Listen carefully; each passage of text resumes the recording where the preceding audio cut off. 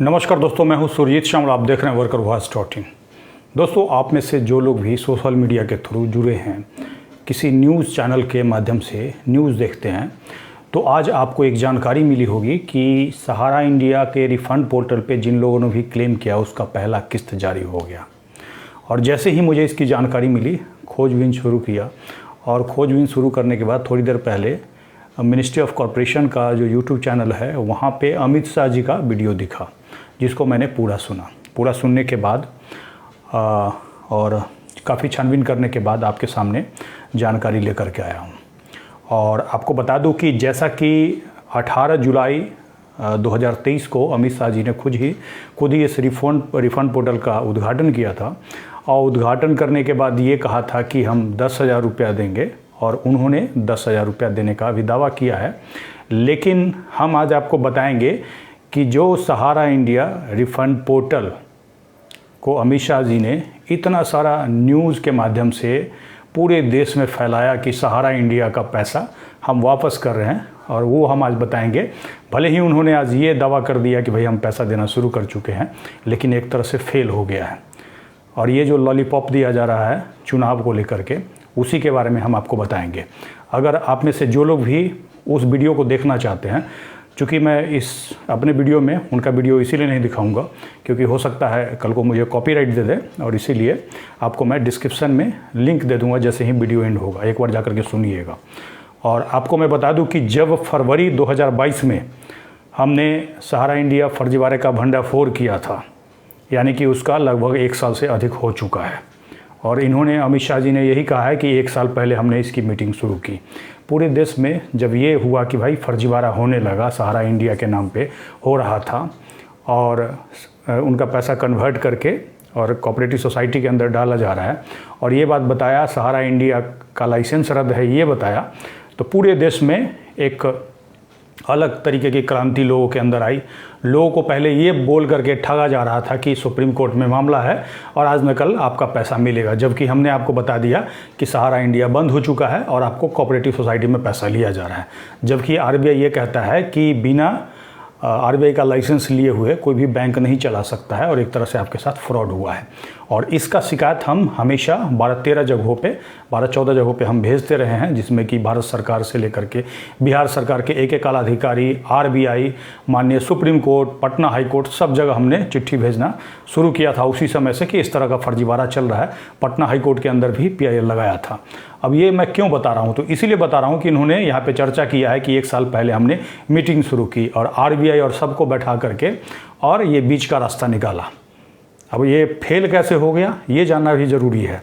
तो एक तरह से ये साबित हो गया कि जब पूरे देश को ये पता चल गया कि सहारा इंडिया का लाइसेंस रद्द हो चुका है, सरकार ने हमें नहीं बताया। तो ये रद्द कब हुआ था, तो 2015 में। और 2015 में किसकी सरकार थी याद कीजिए, और उसी समय आपका कन्वर्ट कर दिया गया। और तो और जो सुब्रत राय अभी पेरोल पे घूम रहा है, अगर माननीय दिल्ली हाईकोर्ट का आदेश जा कर के पढ़िएगा तो उसमें 2200 करोड़ रुपया उसने जमा कराया है अपना पेरोल बढ़ाने के लिए। तो कहाँ से निकाल करके, तो इसी सहारा क्रेडिट कोऑपरेटिव सोसाइटी से निकाल करके और जमा कराया है। कहाँ पे, तो सहारा से भी रिफंड खाते में जमा कराया था, और उसका जो है पेरोल बढ़ा दिया गया था। अब ये इनका सिस्टम जो पोर्टल इन्होंने लाया है फेल कैसे हो गया, तो मैं थोड़ा सा आपको इनका आवाज़ सुनाऊंगा थोड़ा सा कि कितना लोगों ने क्लेम किया है। अब ये खुद इनका आवाज़ सुनिए। इससे 112 लाभार्थियों को पैसा मिला है, ताकि 45 दिन में हम पैसा दे पाएंगे। मगर मुझे आनंद है कि 1 महीने के पहले ही आज पहली किस्त जा रही है और इससे 112 लाभार्थियों को पैसा मिल रहा है। इसमें इन्होंने ये बताया है कि 25 लाख लोगों ने हमारे यहाँ अप्लाई किया है, और पैसा कितना को दे रहे हैं, तो 112 को। तो यानी कि, और ये नहीं कह रहे हैं कि 112 को ही क्यों दे रहे हैं। अगर 25 लाख लोगों ने अप्लाई किया तो 1 सेकंड में, और इसमें भी ये भी दावा कर रहे हैं कि सभी का हमने क्या किया है, वो वेरिफिकेशन कर लिया है।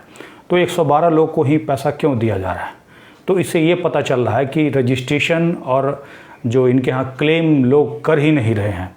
लोग ये समझ गए हैं कि ये ठगने की साजिश है। और आखिर सोचिएगा कि क्या ठगी किया जा रहा है।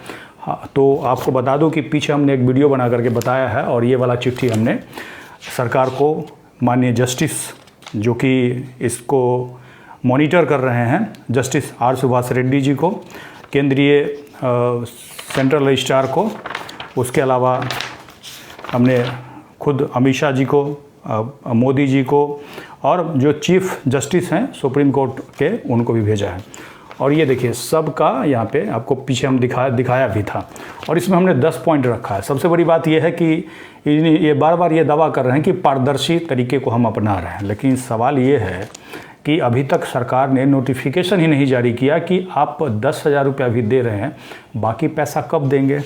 और तो और जिनकी डेथ हो गई उनका पैसा कैसे मिलेगा। उसके अलावा आपने जो एक लाइन लगा दिया है, जब लोग एप्लीकेशन पे साइन करते हैं उस समय उसको आपने क्यों नहीं हटाया, उस पर आप क्यों नहीं संज्ञान ले रहे हैं। क्योंकि एक तरह से ये जल्दीबाजी में ऐसा इसीलिए कर रहे हैं क्योंकि ये चिट्ठी हमारा हर जगह पहुंच चुका होगा और उसका हमारे पास कहने का मतलब मैसेज भी आ चुका है।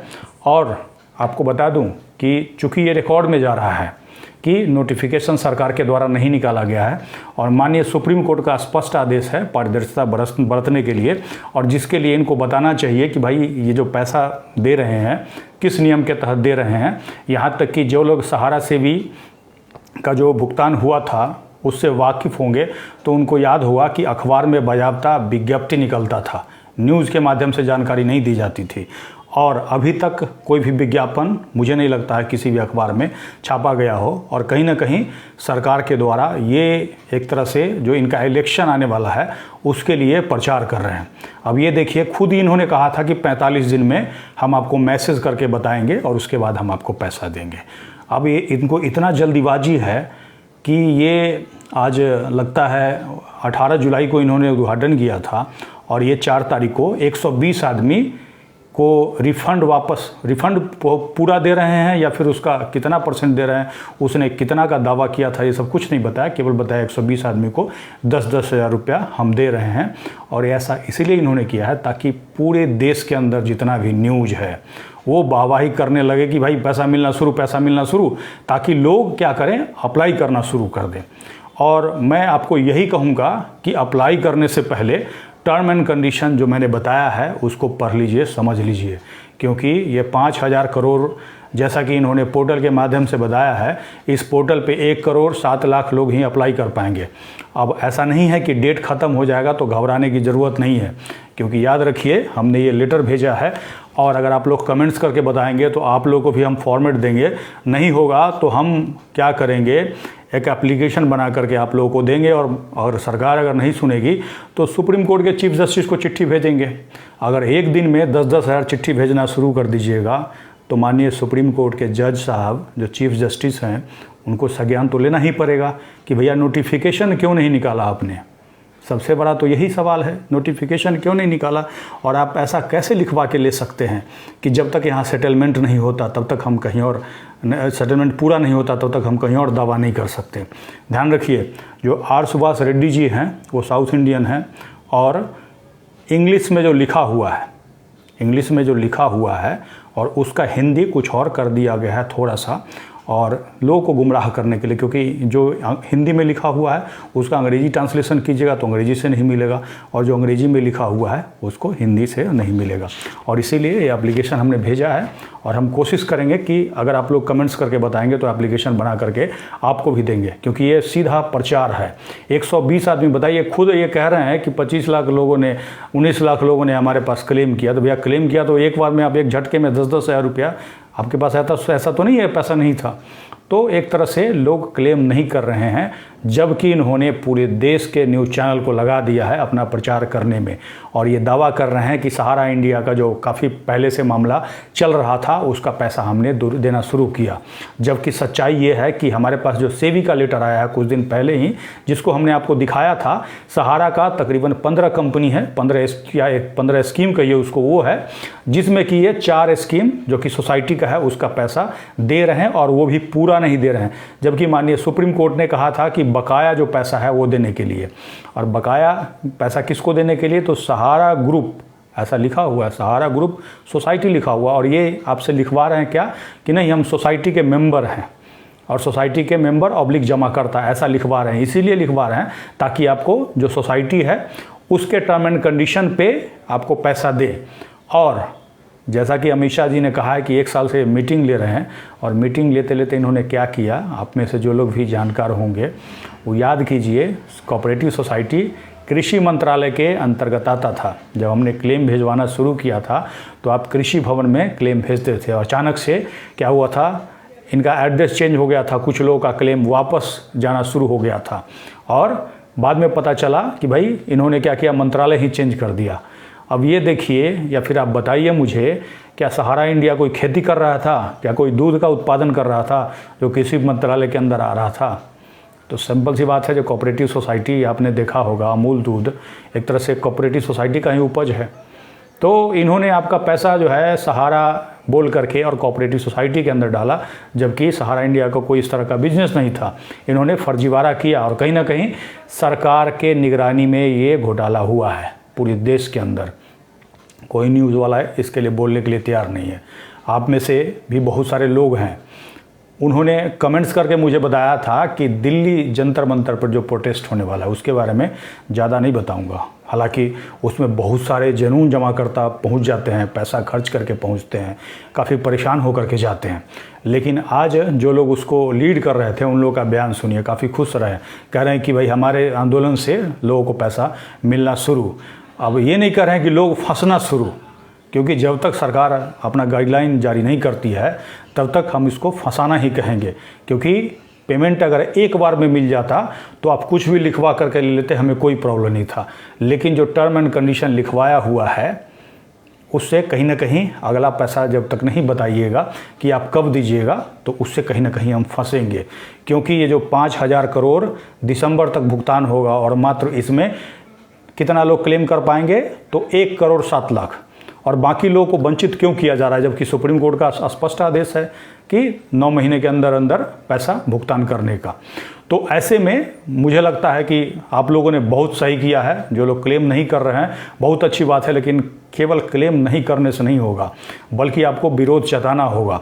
ध्यान दीजिए, जब 29 मार्च 2023 को माननीय सुप्रीम कोर्ट का आदेश आया था, उसके दूसरे दिन ही अमित शाह जी ने क्या कहा था कि जिनको पैसा पाना है वो क्या कीजिए, सेंट्रल रजिस्ट्रार के पास क्लेम भेजिए। लोगों ने उनके कहने पे सेंट्रल रजिस्ट्रार को क्लेम भेजना शुरू कर दिया। 3-4 महीने के बाद वो ये कहते हैं कि ना जी ना, हम आपको पैसा नहीं देंगे, इसके लिए आप हमारे पोर्टल पे क्लेम कीजिए। अब ये बताइए, ये क्या तरीका है भाई?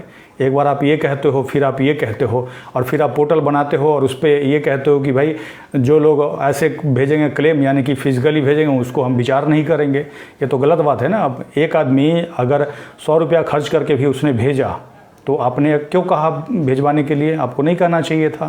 तो ये कहीं ना कहीं ये जानबूझ करके ऐसा इसीलिए कर रहे हैं क्योंकि न्यूज़ के सुर्खियों में आकर के लोगों को ये बताना चाहते हैं कि हमने पैसा देना लोगों का शुरू कर दिया। लेकिन 10,000 रुपया लोग उसको लॉलीपॉप मान करके क्लेम ही नहीं कर रहे हैं। लेकिन हमें ये लगता है कि अगर क्लेम नहीं कर रहे हैं तो आपको एक चिट्ठी, एक एप्लीकेशन कम से कम सुप्रीम कोर्ट को जगाने के लिए भेजना चाहिए। उनके चीफ जस्टिस को बताना चाहिए कि हम क्लेम नहीं कर रहे हैं। क्यों नहीं कर रहे हैं? क्योंकि सरकार ने नोटिफिकेशन जारी नहीं किया और हमारा 10 लाख रुपया है और हमें 10,000 रुपया दे रही है, और किस आधार पे दे रही है ये भी नहीं बता रही है। और इसके लिए अगर आप कमेंट्स करके बताएंगे तो मैं एप्लीकेशन तैयार करके पूरे देश के लोगों को फिर से एक बार बांटूंगा और चाहूँगा कि बोरा का बोरा भर करके सुप्रीम कोर्ट में चिट्ठी जाना आपका शुरू हो। क्या आप इसके लिए सहमत हैं? तो एक बार कमेंट्स करके बताइएगा और अधिक से अधिक शेयर कीजिएगा ताकि एक एक जमाकर्ता जिन तक ये बात पहुंच सके और वो भी अपनी राय हमें कमेंट्स के ज़रिए बता सके। फिर मैं कोशिश करूंगा कि एक एप्लीकेशन बना करके और फिर एक वीडियो के माध्यम से आप सभी लोगों तक पहुंचाऊंगा। और जिन लोगों ने भी ये एप्लीकेशन जो भेजा है इसको नहीं देखा है तो नीचे मैं वीडियो के डिस्क्रिप्शन में उसका लिंक दे दूंगा। इसके साथ ही दोस्तों विदा लेता हूँ। जल्द ही एक नई जानकारी के साथ मिलते हैं। धन्यवाद।